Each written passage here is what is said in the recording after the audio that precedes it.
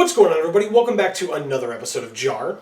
JaAR, for those of you that may be new, stands for Joe. And Amy. Review. This is usually our weekly show where we review the magic stories as they're posted on Wizard's website, but thankfully, we are done with our online rat-themed stories from Greg Weisman.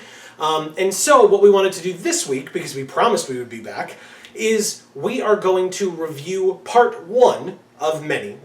This is going to be our first part. So this week, for the first part, we are reviewing War of the Spark Ravnica, the novel by Greg Weisman. So it's been a long time coming, but we are here. Like I said, this will be part one of question mark. It depends on how long it will take us to cover the things that we want to cover and still have it be somewhat of a reasonable amount of time. Again, I am saying that not knowing how long this video will be. You have the benefit of looking down to see whether I am correct or woefully incorrect. So we're going to do our best. But as I typically do, up at the top, my quick review at the beginning is I do not think that we could review this novel without talking about spoilers, without talking about the novel, and kind of, because we are us, jumping all over the place to do so. Yeah. So what I will say is my quick review at the top is if you have not read the novel, I recommend that you do so, because we cannot summarize the entire novel. It is 360 pages long, and I encourage you to read it because I think it was good. I think that we will get into it, but I think that it was geared more towards newer readers. So if you are a hardcore Vorthos, like ourselves, or even more so, you may find this lacking, but I still think it is worth your time. I still think it is an easy enough read, and I don't think that it is too offensive, such that you would feel like it would be a waste of just the $30 that it costs to purchase the book. Again, everyone's financial situation is different, but that is my own personal opinion with my quick review, which was not necessarily so quick. Amy, what about you for your quick review at the top? The book is good. Purchase it. Read it. That's my quick review. Okay. And we'll delve into things further, and anything that we do not cover in this video does not mean that we're not going to cover it at all, but if there's something specific that you want to hear our opinion on with regards to the book, feel free to leave it in the comments, especially because this is part one. So it'll be something that if we feel there is enough that we could add to that discussion, we can add that in future parts of our review. But that's the quick review up at the top. Before we get onto the full review itself, one other thing I will say is because it is my opinion that this book was written, or this novel was written, catering towards an audience of new readers, I'm going to work off of that assumption. Not new readers. Sorry, people new to the magic story. Thank you. Sorry, thank you. That might have been unclear. People new We're not to talking about children yes, correct. age 6 or 5 correct. Or what have you. But people new to the magic story, I'm going to work off of that assumption in a lot of the things that I say. And so instead of me having to add that caveat onto everything, assume that what I am saying is working off of the assumption that it is good if you are a new reader to the magic story. That's what I'm going to be working off of when I'm giving my opinions. I don't know if you can necessarily agree with that or not, but that's me personally in the things that I'm going to be saying. I was nodding the whole time. Okay, very good. So we then are going to be working off of that assumption without having to say it at the end of every phrase, but if you are confused at any point, just assume that that is where we are coming from. So, we've done this in the past, and I think it's important.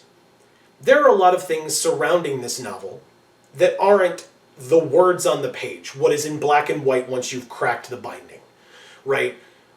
On the lead up to this novel, War of the Spark Ravnica, War of the Spark is the magic set that this novel is helping to surround story-wise. And it is the third set in a row for Magic the Gathering that is set on the plane of Ravnica.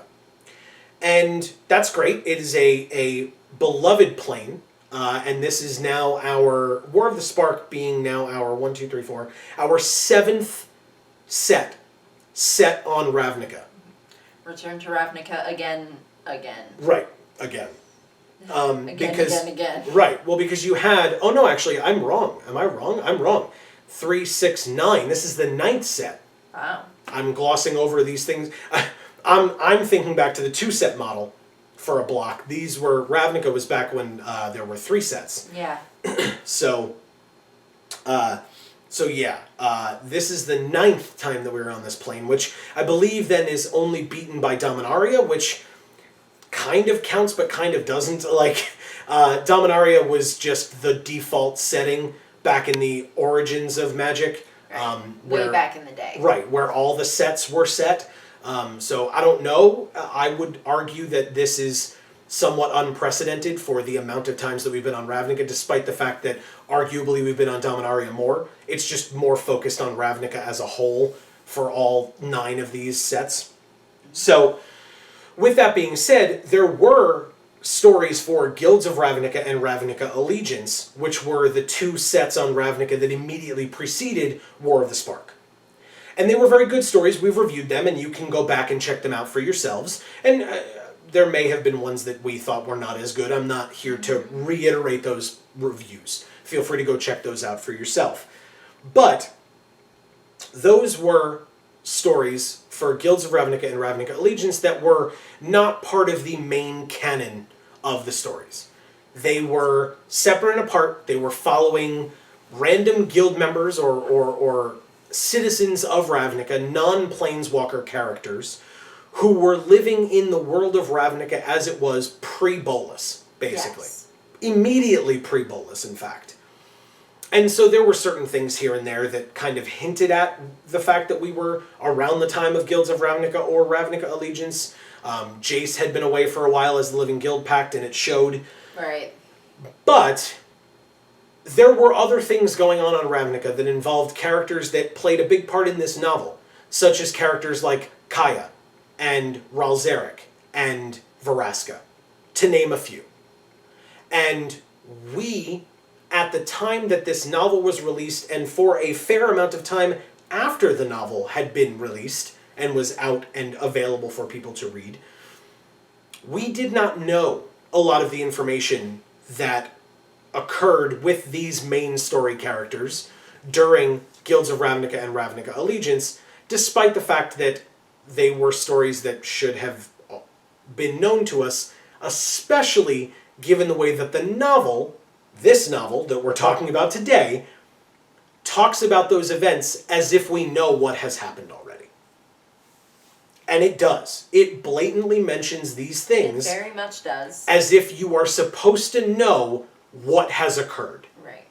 And for certain things like, let's say, the death of Niv Mizzet, those were in card form, arguably, because you saw him on the placard for Rising Populace, right? One of the signs that someone's holding in the background. You see that in Firemind's Vessel, where the Firemind's Vessel is there. And then in Niv Mizzet Reborn, or Reawakened, or whatever it is, I believe it's Reborn. Don't remember offhand. It shows that he is being reborn. He was dead and is now alive again. And the novel depicts that as well, but the novel just says, oh, and, when Niv Mizzet died. And if you are reading this in the order that it came out here on Earth, right, you're reading the novel before we get these prequel stories that they're calling them, and the only reason they're calling them that is because they screwed up. Right. Because they should have been out before this. Correct. And they weren't. No. And they're releasing them over the course of 20 weeks through a newsletter, through a publishing company that they presumably have some outside deal with. And again, we've said this in the past, but if you're new to our channel, we have no inside information. Okay. But for the love of God, get some consistency. Right. But the reason that I mentioned that we have no inside information is because it seems like no one does. Right. Because no one is giving any information at all. We wanted to know when those prequel stories were going to be released. And they said June. June's a big old month. It's a big month. It's got, 31 days in it? Nope, 30. Sorry.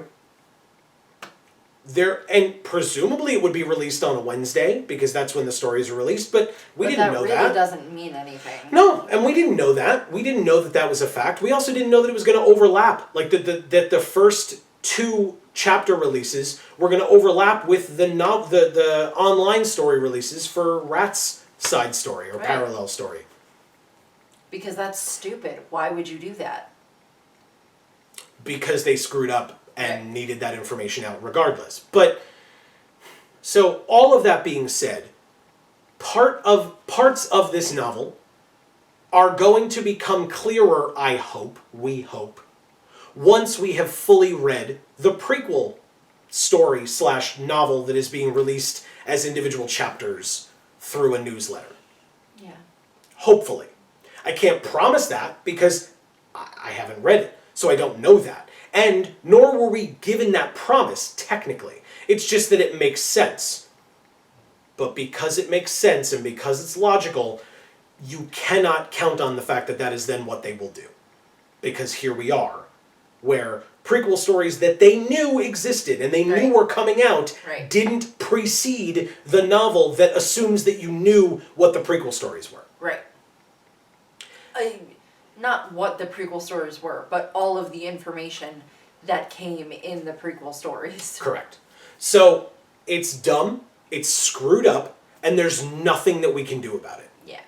And it sucks. And because of it, for a degree, and I wouldn't say it's an oppressive degree, but to a degree, that ruins parts of this novel. Because you're reading the novel and you're being taken out. And I'm gonna say that a lot. It's been a while since I've mentioned it specifically on JaAR.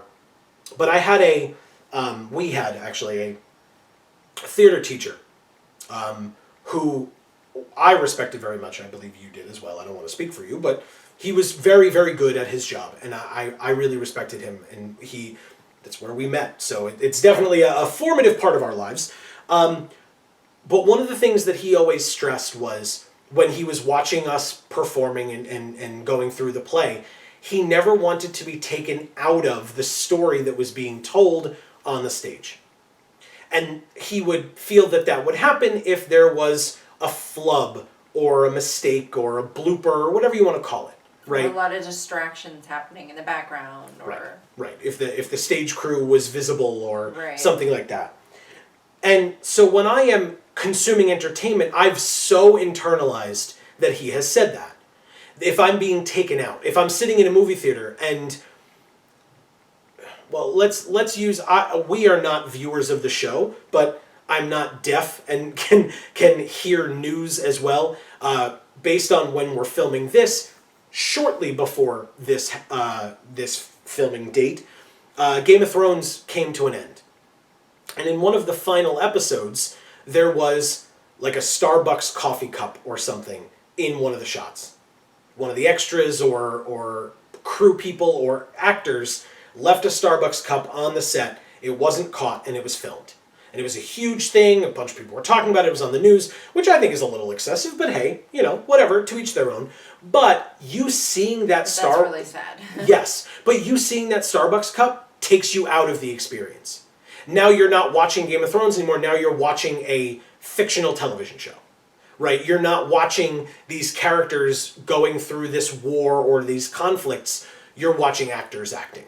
And you know that now because you're like, oh wow, some crew member or actor left a Starbucks cup there. Right. And now you're back into the real world, whereas you were immersed in that world previously. So it bothers me when I'm reading a novel and I'm taken out of that experience. I'm taken out of the world that I'm creating in my head, the imagery that is being shown to me or created by my brain based on what I'm reading, because I read something and I go, wait, there's something missing. I'm missing something there. And that's what happened with these prequel stories, is that they existed somewhere to someone, but not to us. Not prior to us reading the novel, if we wanted to read it at a reasonable period of time. Because I did hear some people, and it's not a terrible idea, although it sucks that they have to make that choice, but I heard some people saying, you know what, I'm not even going to touch this novel until I've read the prequel stories. Now, to be fair, that's 20 weeks plus of waiting to read a novel that you've purchased, that you've paid for, and that had a specific release date, presumably for a reason. Except not if part of the information that you need, you have to wait to obtain. And it's not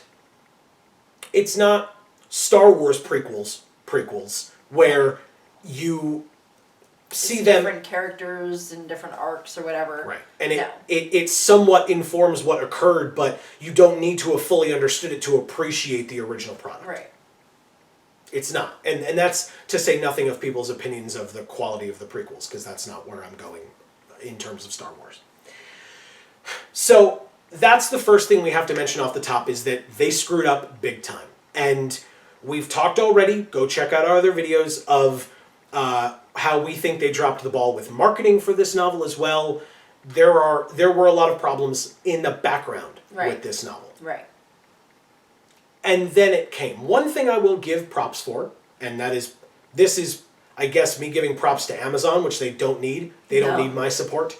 But I believe that's who we got it delivered through. Maybe I'm incorrect. But what I'm trying to say is the book was sent to our address on the day that it was released. Yes. It was here promptly and appropriately. And so that is something that I can give credit for. That is wonderful. Yes, that's going on behind the scenes, because even though we did not pick it up, crack the binding, and start reading it day one, it was nice that it was here, so that if we did have the opportunity to do that, we would have had that opportunity, and instead of us being like, oh no, it's not here yet, maybe it'll come in a couple of days or whatever. Oh, well, that was the release date, but now we have to wait 2 weeks for it to show up. Right, and then, for shipping and all that. Right, and then we're going to have to wait till we have some availability to actually read any of it. So props for that.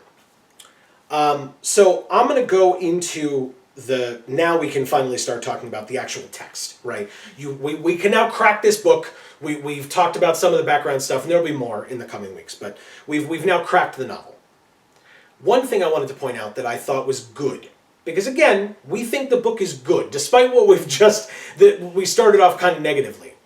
One thing that I thought was good was the introductions of characters like Teo and Rat. I thought were very good. The first time that we meet Teo, we can understand who he is. Yeah. When we first meet Rat, we can understand who she is in the novel.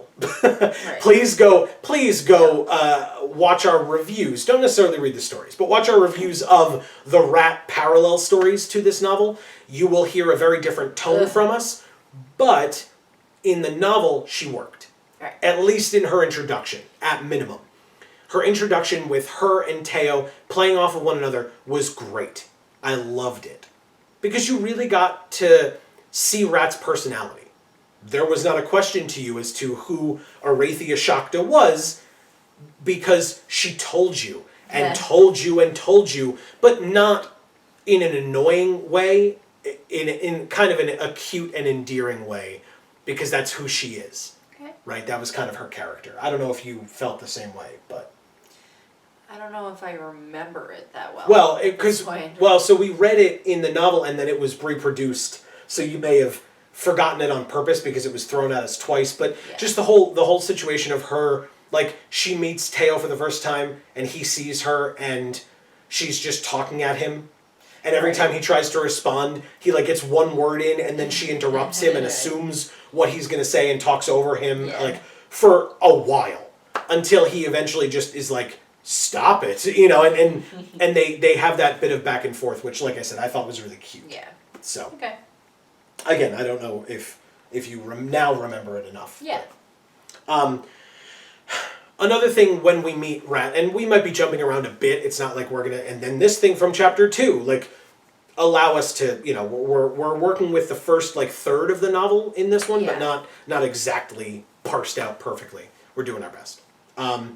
Also going along with Rat, though, one of the lines that she uses that we thought was amazing, and we wrote it down word for word specifically, was when Rat finds out that Hekara has died, which we find out is something that occurred during the prequel stories, and Rahl and Kaya are mad at Vraska about it, but we don't quite know why. Was it that Vraska actually killed her, or just because she betrayed them and then Hekara died in the process?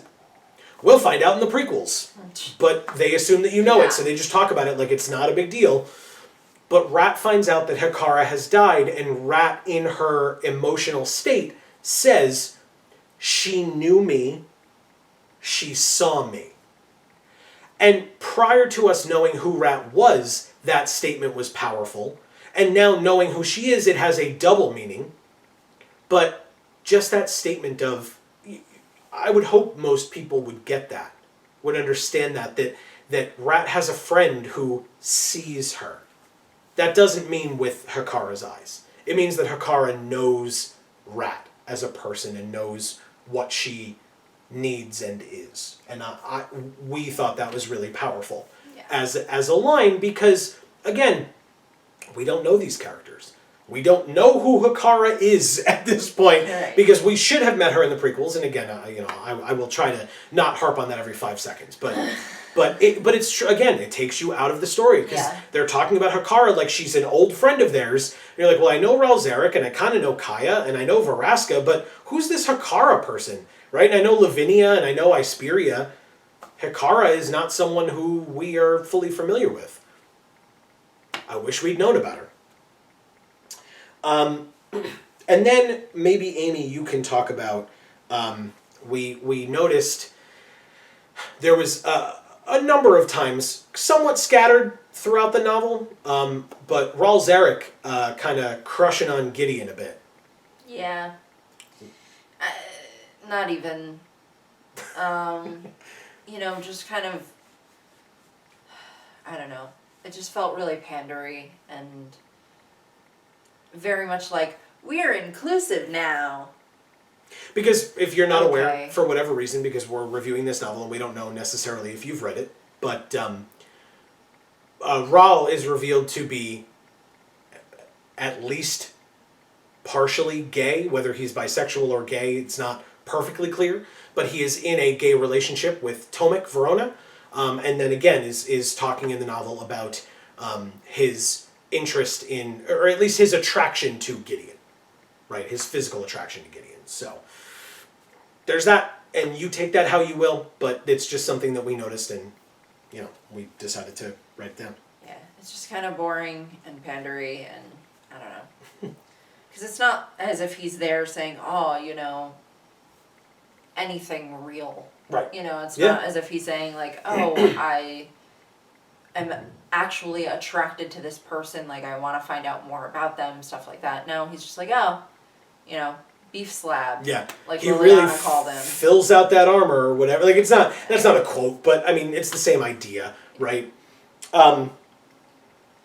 It was unnecessary because there was so much information that needed to be packed into this story because there were so many things and so many people in it. There really wasn't time for stupid, nonsensical stuff like that. Mm-hmm.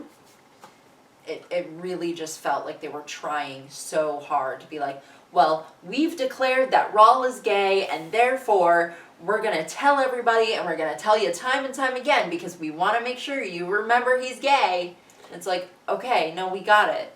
Right, and that's not... What would be cool is if you treated it like it was normal for him to be gay, because guess what? It is. So... Right, and that's arguably more inclusionary. Right. Is to not harp on it constantly. It's just to allow it to be and not have to be something that you're constantly, like, nudging the viewer and being like, he thinks Gideon's hot because he's gay, Did you know that he's gay? Exactly. That's what it felt like. It was really stupid. Yeah. It was, focus on the relationship between him and Tomek, because those areas were really cool. And definitely not fleshed out enough. Yeah. That definitely could have been touched on more. Because that was a cool relationship. Definitely,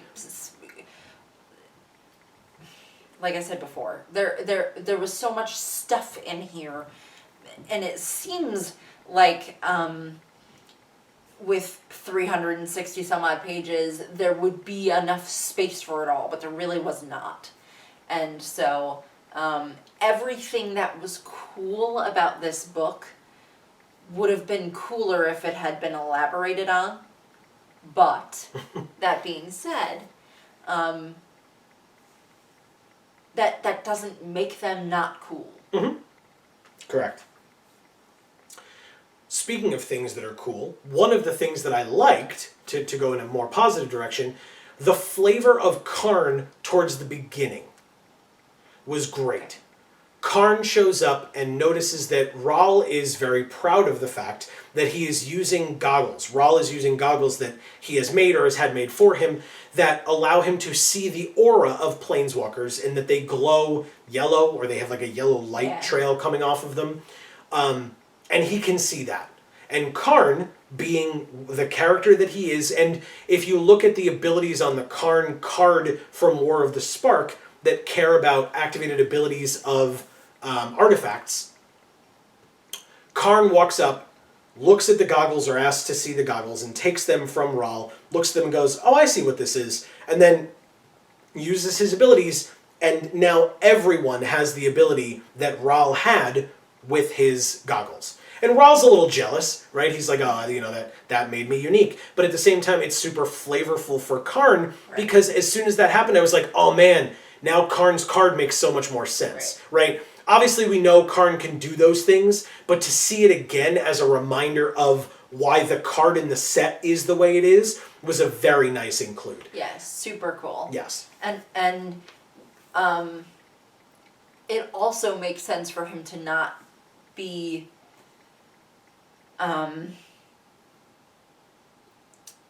good at being able to tell that is something that made Rahl a little upset. Yeah. You know? Yeah. So he's just like, here's this thing I can do, and it makes sense for me to do it, so I'm going to do it. It helps everyone. Right. And Rahl's like, hey, wait a minute, though. Like, these were mine. These made me interesting and gave me, like, some bit of purpose. and now you're just giving this to everyone because you can, and you showed up. You know? I feel like it's very, very perfect for a character like Karn with his personality being what it is. Right. And or his physicality being what it is, that he would just kind of do that with no regard for how Rahl felt about it. Right. Yeah, exactly. And I think it's funny that I may not have written this in the correct order, but we'll kind of work off of it as best we can. That is a bit of very good characterization for Karn, which ironically I will say is one of the few times that I feel like we are going to compliment characterization in this novel. Yeah. Because overall, the characterization for any of the planeswalkers, specifically the Gatewatch, is either non-existent, lacking, or just completely out of left field, wrong, incorrect. And so this was nice, and it's something to hone in on, because it was, first of all, very good in a very small span, right, which is a good thing to point out and to notice, because if you do that, like there are 36 planeswalkers, right? If you do that for all of them, like what did it take, a paragraph to do that for Karn? Do that for everyone. Then at least you can't say that they were completely glossed over. At least there's something for each and every one of them, if not more for more of them, because there are certain ones that deserve more time than others. And I'm sure that there are Karn fans out there who would argue that Karn deserved more than this one little piece. But to be fair, think about the fact that there are other people who are fans of other planeswalkers who got much less. Yeah. And so for that, feel free to latch on to that and appreciate that one thing that Karn got, as opposed to other planeswalkers who didn't get much. right. And so with that being said, the next thing I wanted to talk about was kind of a big deal with the Gatewatch. And that is that Jace and Gideon are often vying for leadership and control. And that's not necessarily always at the surface, but it's always just beneath the surface. Right. Always.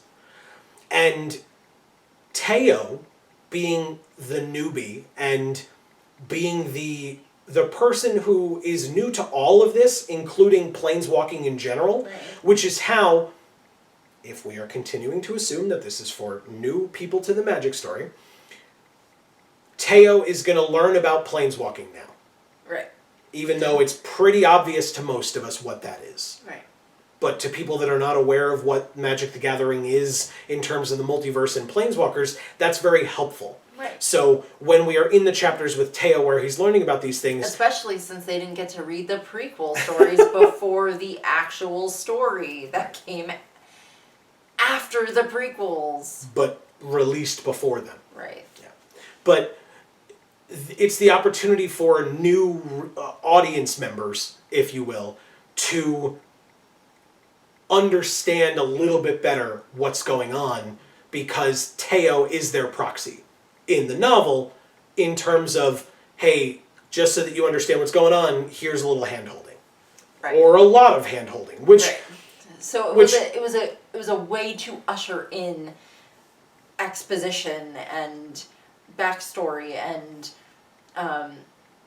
just explaining the basics of the Magic the Gathering universe, the types of things that happen, and the intricacies of Ravnica the Plane. Mm-hmm.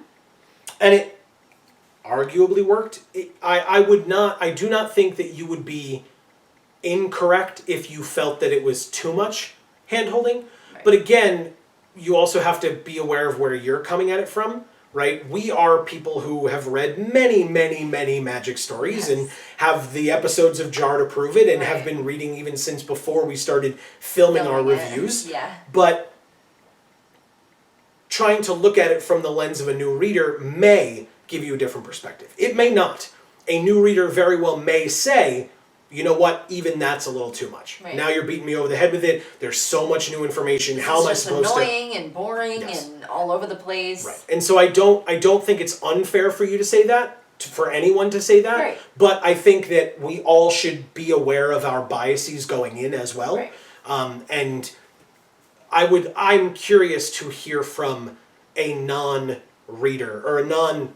I keep using that as the phrase. Thank you for correcting me earlier so that I can say this correctly. Someone who is not familiar with the Magic canon. You can't read, obviously. Sometimes, if you can read Magic story, you can't read. But something that... But yes, unfamiliar with Magic the Gathering story canon. Yes, and it's interesting to me to try to find that out, and maybe we will, who knows? Maybe stay tuned to the channel. We're going to try different things. We make no promises. But going back to the leadership thing, Teo, in being that audience proxy, based on when Jace is talking, we get to see that Teo thinks that Jace is the leader. Right. Because he's on the outside. So he's being objective, right? He comes in and he's like, well, that guy's clearly the leader. He's the one who's in charge. He's the one who's talking. And then we see Gideon step in. And now Gideon is taking charge and taking control. And we get to see a little bit of Jace's jealousy come in, or at least his feelings of inadequacy around Gideon at times. And that's a thing that has been explored in the past, or at least discussed in the past in the stories. Yeah, it wasn't my favorite thing for them to talk about in this novel, simply because I kind of thought that with all his time as a crew member of Vraska's on Ixalan, that it would have sort of changed him to a point of not feeling that jealousy anymore, or not feeling so much of a need to have that control and that leadership. And not to say that he wouldn't then kind of balance it with Gideon as he was before, but just that the way he would feel about it would be different. Okay, so what I would say in response to that is just that when Jace was a crew member of Vraska's ship, that was prior to him getting his memories back. His full, Varin memories back. Yes. He is arguably a different person now, and it's something that I want to see it, and I haven't gotten the opportunity to see who Jace is post retrieval of his memories, post Alhammaret remembering.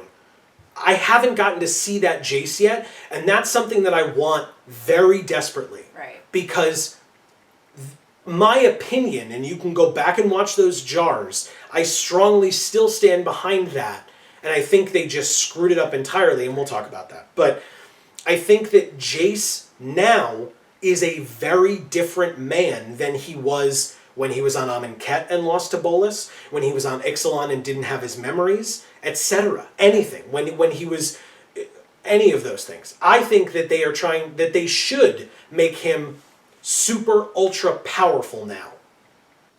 So that's why I think that with Jace as a different person, I see it as kind of two options, and there's probably a myriad of other options as well. But I think that problems that Jace had prior to him regaining all of those memories could be not at all important anymore, or they could be a lot more important. Because Jace would have a right now to say, listen, I'm a lot more powerful than I was, right? I have a lot more knowledge and experience now, and I was on par with Gideon previously in terms of making plans and whatever, and now I'm better than that. So shouldn't I be given more credence in terms of people listening to my ideas and stuff? And we get a glimpse of it, a very small glimpse in the novel, where Jace is like a little either jealous or upset when Gideon steps in and takes over when Jace had been the one in control. And then it kind of gets forgotten and not really ever talked about again in the novel, which, again, as I said, we're talking about the whole novel, and you know it from the cards as well. Now that Gideon is dead, is it ever going to be touched on again? Right. Or is that just, remember when this was the thing? All right, cool, he's dead now. Right. What was the point of it? Right. You brought us through this whole thing and you allowed us to remember it, because it was definitely a topic that was discussed, or at least touched upon in previous stories. And by previous stories, I mean previous sets of stories. But you, on purpose, brought it back up again in this novel, even though it had no place. Because it wasn't talked about ever again after that one instance. And in you this know novel. it won't be again. Yeah. The only thing I can think of, for argument's sake, because we don't know this, there is a sequel novel coming out, also by Greg Weisman. Great. And it's possible in that novel that Jace might touch on it as a concept, but there will never be that back and forth ever again. It will only have to be internal to Jace and what he's thinking about how he feels now that Gideon's gone. Is there the tiniest part of him that is happy that he now doesn't have to vie for control anymore? Or is he going to realize that he needs Gideon because he can't be the sole person in charge of the Gatewatch because he's not actually cut out for it? And is that going to be humbling for him? Is it going to be neither of those things and they'll just screw it up? I don't know. But again, that's why it was a topic of conversation with regard to poor characterization or incorrect characterization, because you brought it up. If you hadn't brought it up, it would be like, oh man, I guess that was a plot thread from a long time ago that they just lost track of. Right. But or it wouldn't cross your mind. Unless you went back and read those other stories, I guess was my implication. Especially since Gideon dies. If he didn't die, maybe you could look back on this novel and go, I think it's kind of weird that they didn't bring up that dynamic between Gideon and Jace. But they brought it up only to have nothing happen with it, and then Gideon dies. Mm-hmm. Yep. Why? Yep. Why is that what you do? It just got dropped after that. And it was don't get it. It was like you teased us, because we remember that's a thing. We remember that that's been a thing, and it's just not like ever again in the novel, and possibly just never again. Period. End of sentence. Right. And who's to say, right? In a few months, we may come back and be like, oh wow, they really did close it well with Jace talking about it and thinking about it. Maybe. But for now, half of this dynamic, which is a very good word for it, and I am glad you thought of it because I didn't. Half of this dynamic now between Jace and Gideon is literally gone. Right. Gone.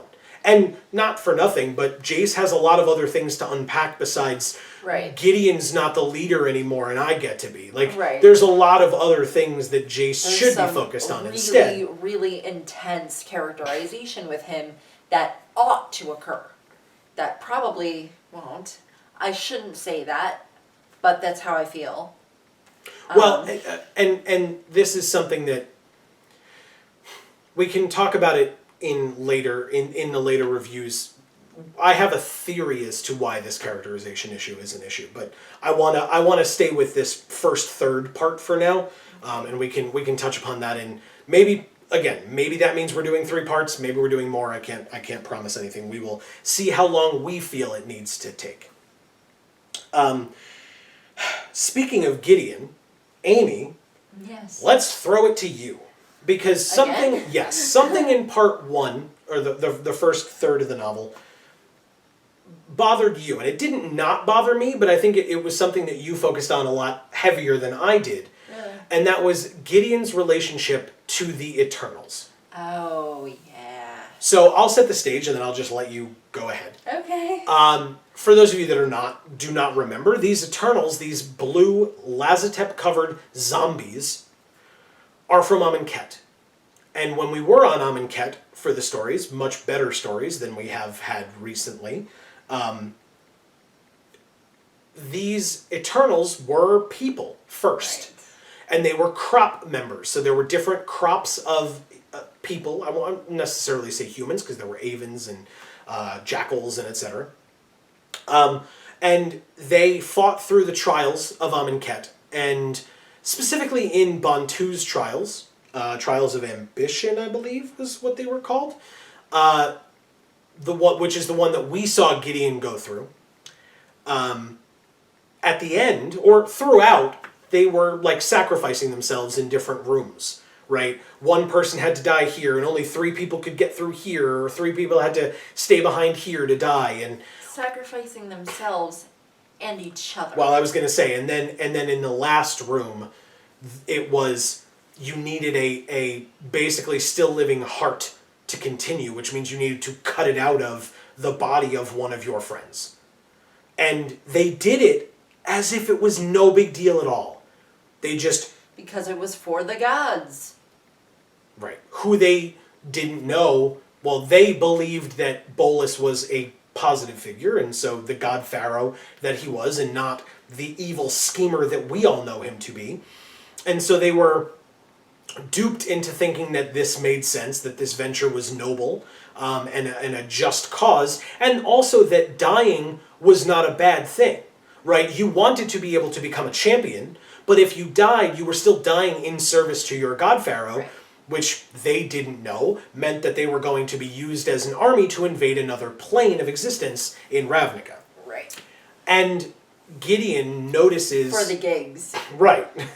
So, but Gideon is recognizing some of these people, not to the same degree that Samut does later in the novel, which they touch on and is cool and interesting that she does it that way. But I want you to talk about your feelings in terms of Gideon recognizing these Eternals and the decisions that he makes around that. Yeah, I mean, in this novel, again, lots of things were brushed over in terms of characterization. And I feel one of the spots where that is most evident is where Gideon is just killing Eternals. He's just going through and getting rid of them and not acting like these are people who he had a connection with. Not acting like these are people who may have even been in his specific crop when he was in the trials.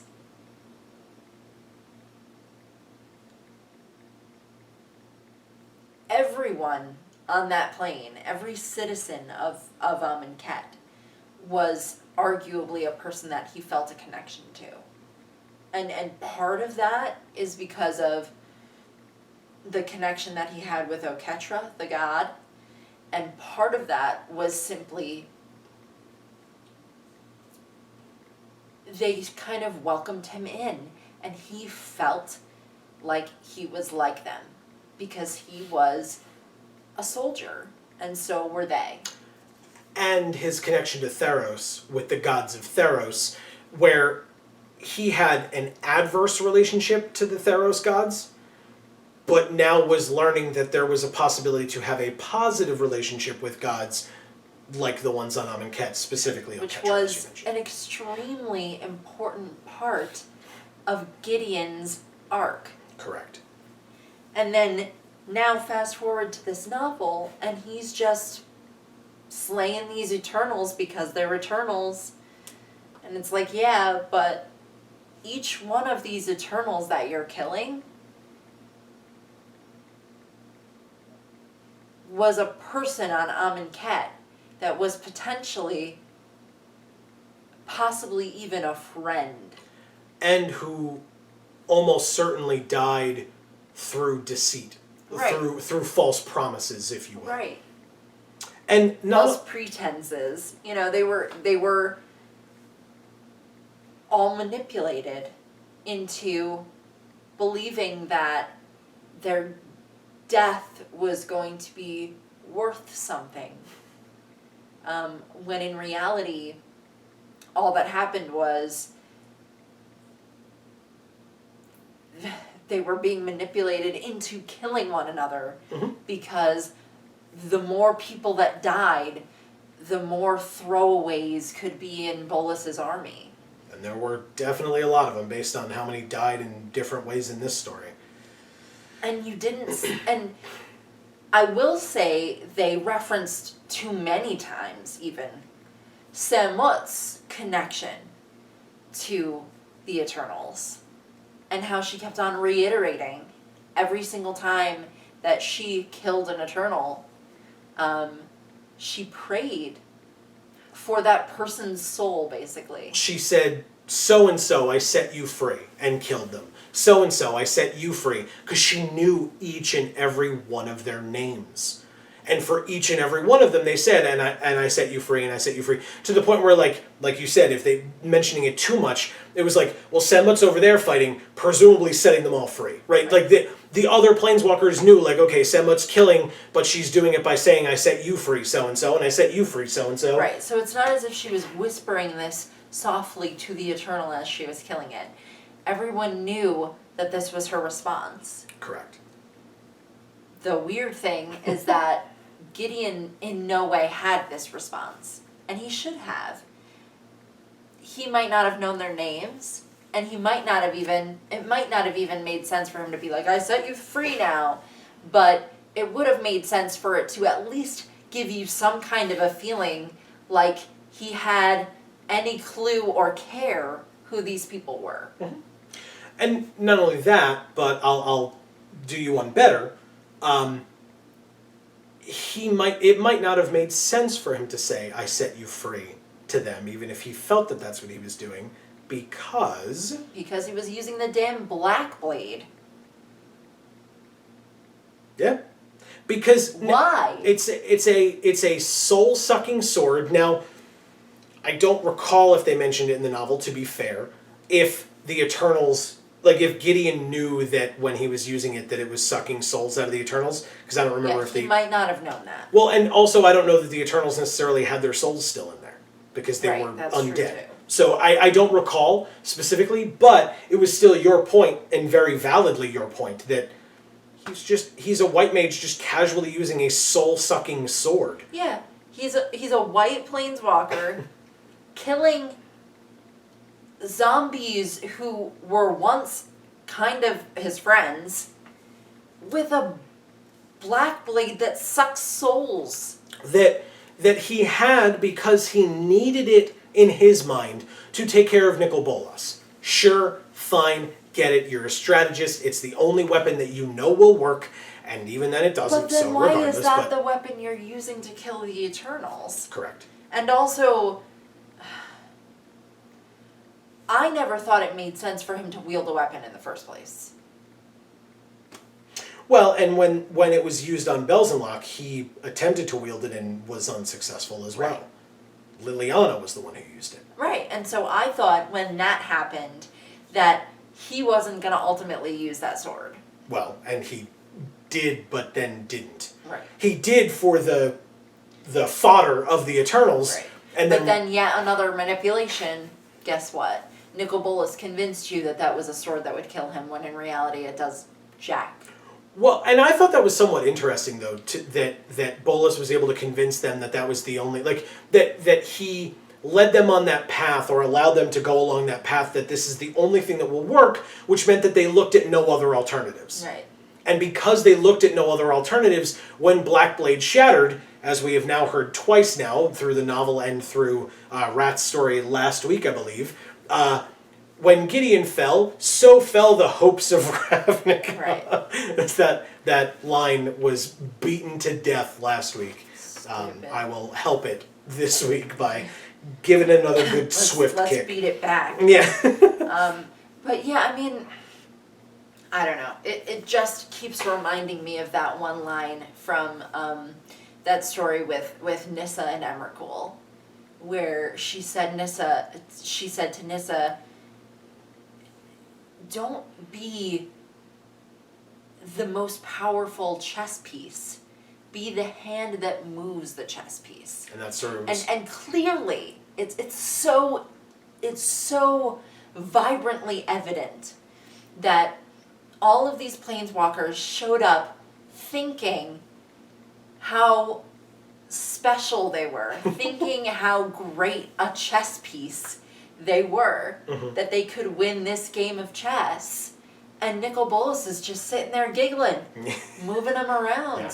Or watching them move to the place that he knew they were going to end up because right. he set them up that way. He thought, 3 turns ahead what the strategy was. And I mean, he has been manipulating them since forever. And perhaps being that entrenched in that manipulation makes it too hard for you to step out of that and see it from an objective point of view and be able to determine that perhaps the things that you're being led to believe are in fact things you're being led to believe instead of things that you actually should be believing. But it sucks. And that also, like, you weren't allowed to have a reaction to that as the reader. You weren't allowed to sit there and say, oh my God, that sucks so bad. And really sit there and think about all the ways in which Nicol Bolas has screwed them over, because they gloss over all of those things in this novel because they want to talk about it in the prequel that they didn't release before the novel. Well, the prequel would presumably not have anything about Gideon necessarily. It might. Well, I'm not talking about Gideon. Okay. I'm talking about Nicol Bolas and his traps. I don't know that that's necessarily going to come up. As far as I understand it, the prequel stories are only going to be set on Ravnica, with what's going on with the guild leaders that are have been. I mean, that still have been manipulated by Bolus, but so they glossed over it because they glossed over it. Yeah, that may be the only explanation we get, just at all. And the point that we brought up, like that lack of characterization sucks, because we've been around, we've read those stories where we care about these characters, we care about what happens to them, we care about their arcs, we care about how they develop as people. And we don't get to see that in this book, and who knows if we get to see it in the prequel, and who knows if we get to see it in the future, because... And that's the point that you had brought up when we were discussing this pre-filming of this review. The thing that sucks is, because of this story and the way that it is, how it is, basically, we had to stop and think to ourselves, is this characterization of Gideon truly the direction they wanted to go with his character, or did they just screw it up? Right. And again, I'll go back to it, but I don't know about you, but that takes me out of the story. Right. Because I shouldn't have to think, is this really his character, or is this the writer screwing up? I shouldn't have to think about the fact that there's a writer. This is a world that I'm trying to be entrenched in. I should know that this is happening and feel it. Right. And I can't, because so much of the characterization that we know exists has been kind of bastardized, for lack of a better term. And so is this truly what was meant, or did they screw it up? Or did they just simply run out of time? Because it seems so much like there was just so many things to fit in and so many characters to describe that there was no way to make characterization happen. And I can understand that from an objective point of view enough, except that, like you said before, I just feel like, before we started this video, we were kind of chatting about this topic, and I feel like you were right in saying, do we even remember how long ago we feel like Gideon as a character was truly accurately characterized? Because people were very rightfully upset about his characterization in Dominaria. Yeah. He wasn't on Ixalan. Right. He wasn't in M19 stories. So here we are. Which means that the last time he was written properly was Amonkhet and Hour of Devastation, which, surprise, surprise, let's look at the authors of those versus the authors of every other story that he was in. Because I shouldn't have to say it, but it's been a while, so I'll say it. The in-house writing team were the ones that they did correctly, were the ones that did it correctly, and everybody else since, there have been missteps here and there. And I don't want to lump in every author that they've brought in, because some of them have done fantastic jobs. Because honestly, at the job that they've had. If that's what you're gonna say, it's not about the author. It has nothing to do with the author. Sure. It has to do with the fact that the authors are not prepared ahead of time by the company who is hiring them to do a job. Correct. So, without beating a dead horse further, there are like 2.5 more topics I want to cover before we are done, so let's try to move through these quickly so that we can not have this be the longest video ever. But it's important, obviously. I'm not saying you did the wrong thing or I did the wrong thing. There's a lot to talk about, hence why this is only part 1. There were plot threads going into this story. I mean, sure, the Wanderer is a character whom we've never met before, so that's not really a plot thread. But almost every other Planeswalker coming into this story has a background that you could try to tie up a bit in this novel. And they did or they didn't. Again, we're going to the prequel stories soon, right? We've gotten 3 or 4 of them already by the time this video will be released. But we're missing things. And one of the things that we're missing is one of those stories that I talked about of the in-house story team that wrote your novels, or that wrote your stories for you, wrote the Ixalan stories. And in the Ixalan stories, which I would not be surprised if there are certain people out there who the Ixalan block of stories are their favorites. Right. In modern Magic, in recent Magic history, in all of Magic history, I wouldn't be surprised. And one of the big parts of that story that I was very interested in seeing once I saw it as a story spotlight card was why Jace erased Vraska's memory. Especially as we continued to go through the story and see the relationship that the two of them started to forge on Ixalan. And I'm thinking to myself, why then, since they are so close, why is Jace about to erase her memory once we get to this next story spotlight? And then they showed us, or told us, or whichever. And I was pleasantly surprised that I enjoyed that, and I bought the reasoning behind it. And it was because Jace erased Vraska's memory so that she could go back to Nicol Bolas and give him the Immortal Sun and say that the job was complete and get her place as the Queen of the Golgari and be in a position of power on Ravnica so that when it was time for Jace to show up with the rest of the Gatewatch, Jace could unlock that locked or wiped portion of her memory, give it back to her, and allow her to go off on her way to help him and the rest of the Gatewatch fight Nicol Bolas with her knowledge of all that he had been doing during that time where Jace and the Gatewatch weren't around. That made perfect sense. Right. It was great. It would have been a nice way. We would have maybe been able to see a little bit of a conflict with Vraska having the feelings toward Jace of anger and hatred that she felt when she first saw him on Ixalan, again on Ravnica, before Jace is able to unlock those memories, so that you might see a split second of it and then see that recognition and that change in her. Right. How great would that be? How great would that have been? Right. Because guess what? They didn't do it that way. No. And not only did they not do it that way, but... They skipped it. Right. Well, they didn't skip it because they assumed that you know this stuff already because it's in the prequels. Because Vraska is part of the prequel stories.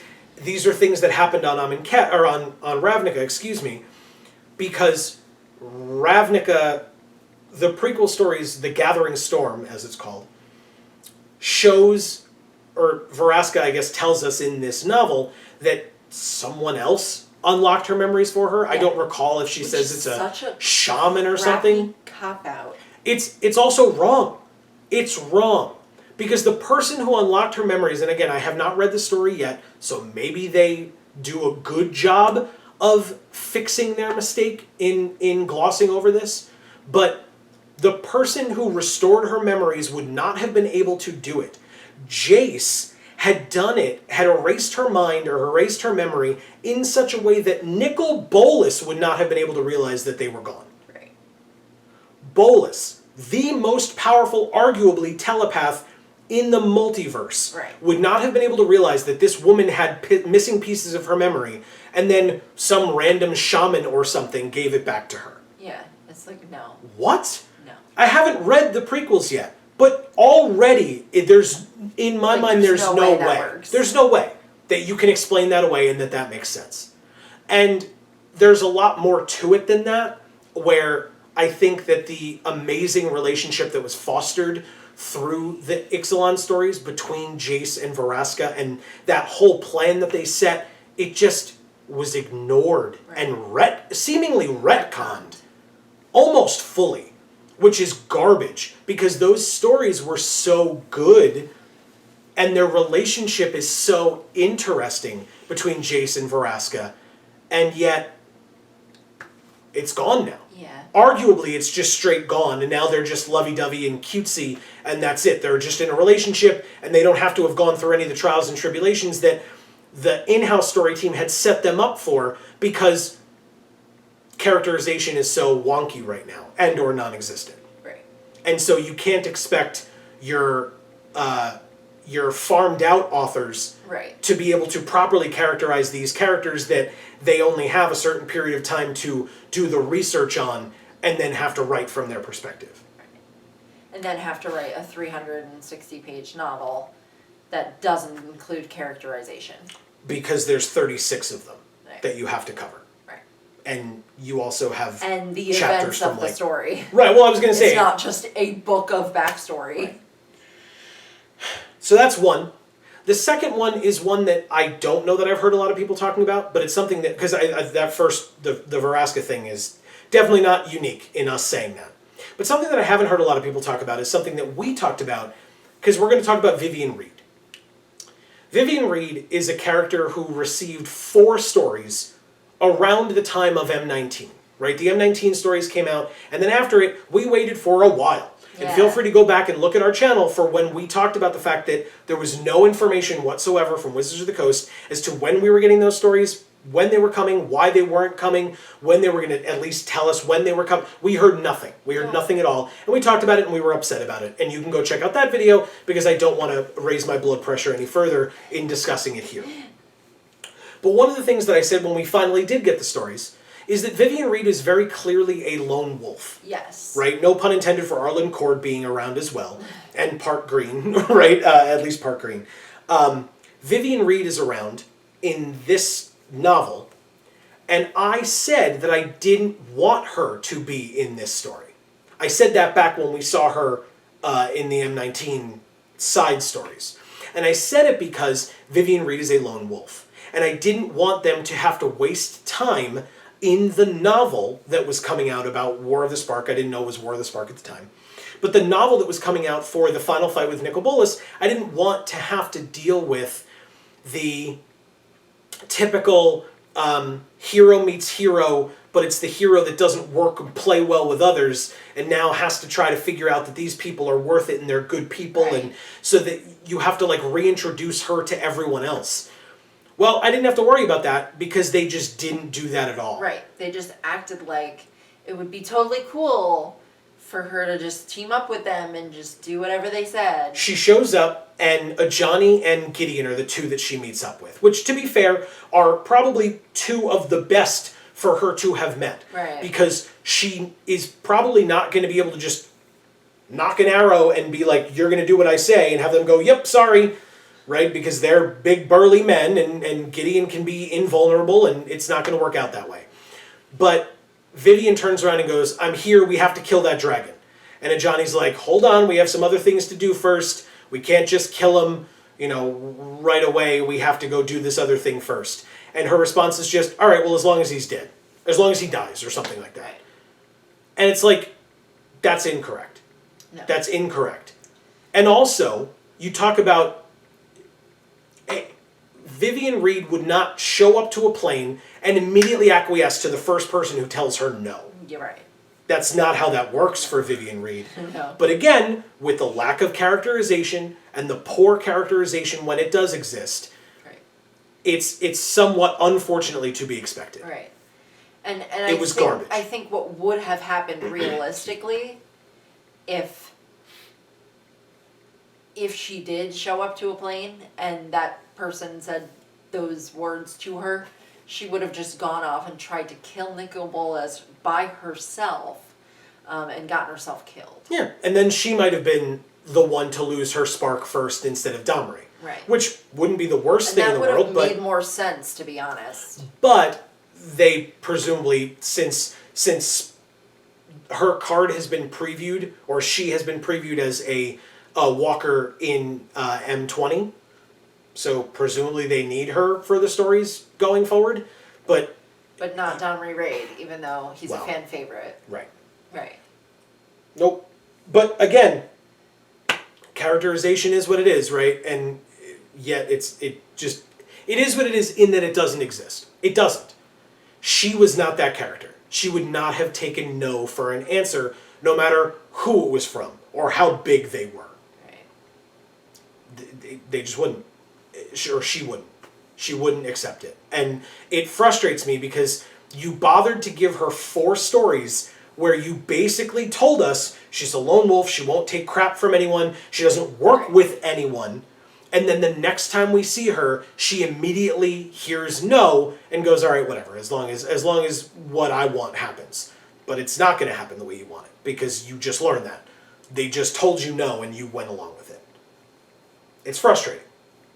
And the last, that was 2 things. I said there were 2.5. The last half thing is right before the end of this portion of the story. We have Liliana, and we have her perspective. And she comments on something that truly makes no sense, which I thought was funny. And you had an explanation for it, which is the best I've heard, because to me it just made no sense. The whole thing, the whole plan that the Gatewatch was going with was, we need to get to Bolas. We kill Bolas and all this stops.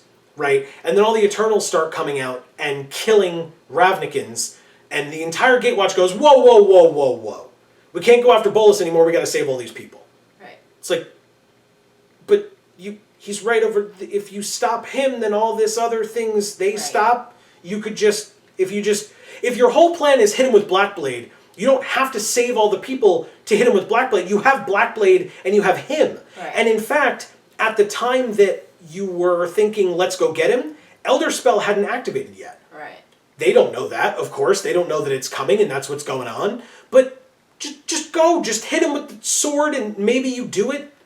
But at least maybe then you'd find out that it wasn't going to work earlier. Right. But that made no sense. And what was your point? Do you remember the point that you brought up as to why Liliana... Because Liliana points out that it makes no sense that they did that. She's like, they're fools that they decided to go save the innocents here. Right. Part of me believes... I want this to be true. Part of me believes that Greg Weisman was sitting there writing this story, and somebody from WotC calls him up or walks into the office or whatever it is and says, okay, look, we want you to go in a slightly different direction with this. We want you to turn the focus for these planeswalkers away from Nicol Bolas for a little bit and toward the Ravnican people. Because they're heroes, and we want to save the innocents. Right. We really want to show that they care about the citizens of Ravnica, and that's why they're here to fight Nicol Bolas. And so, just have them, talk this over and decide that saving the Ravnicans is something that they should do before killing Bolas. And I feel like I just pictured this conversation happening, and Greg Weisman just sitting there going, okay. I don't know how much sense that makes. Do you think maybe we can kind of have somebody bring that up, maybe, and then we sort of discuss why that doesn't make as much sense, and we just go for the gold there?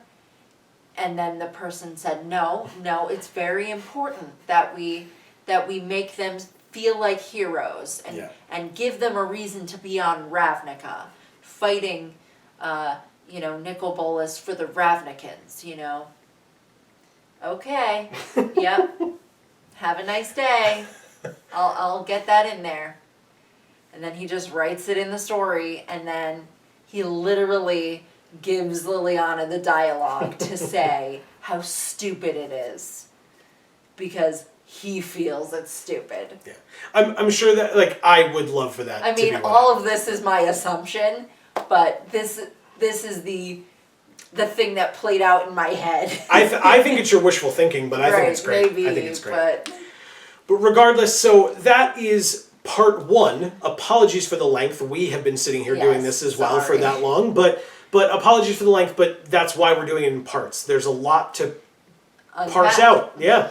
So thank you guys so much for sitting through this. If you sat through all of it, if you didn't, whatever. Hopefully you sat through the book as well, because we at least want to hear what you have to say about whether you agree or disagree with any of the points that we've made. Right. And it's been a while, so don't forget at the beginning I said if there are things about the book that you would like us to talk about, put it in the comments. And if we feel that it's worthy of our discussion, or if it's something that, not if it's worthy, if we can contribute enough to that portion of the discussion, we would love to talk about it. So definitely let us know your thoughts in the comments down below. And that could be really valuable, because maybe there's stuff that you guys bring up that we wouldn't have thought of. Or that we had forgotten, because it's, certain parts it's been a little while. Right, or it was, like a lot of other parts, sort of glossed over. Right. And so it didn't really occur to us when we were reading it that it was something that we needed to touch on. Yeah. So yes, if you think of something, leave it in the comments. We'd love to hear it. On our end of things, if you guys missed it, this past Friday, we had a stream. It was sponsored by Wizards of the Coast, and we thank them once again for allowing us to do that sponsored stream. For the sponsorship, we got gems, which we used to do some drafts. We got some packs, which we opened, some of, not all of, but some of. And there was a third thing.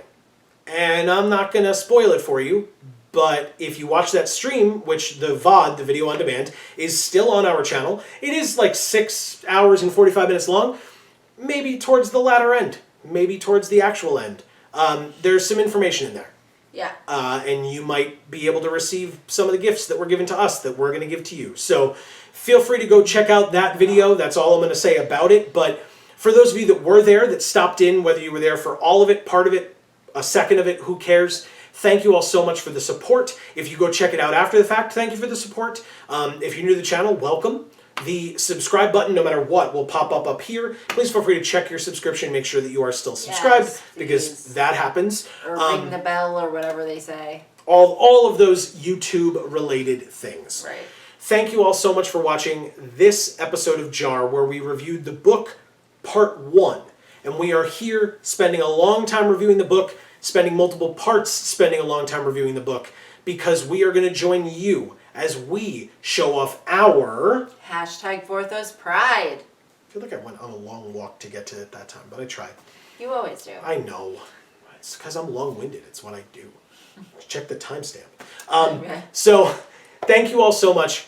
From the Geek for All YouTube channel, I have been Joe. And I'm Amy. And as we always say, in whichever video of ours you watch next, we will see you all next time. Thanks, everybody.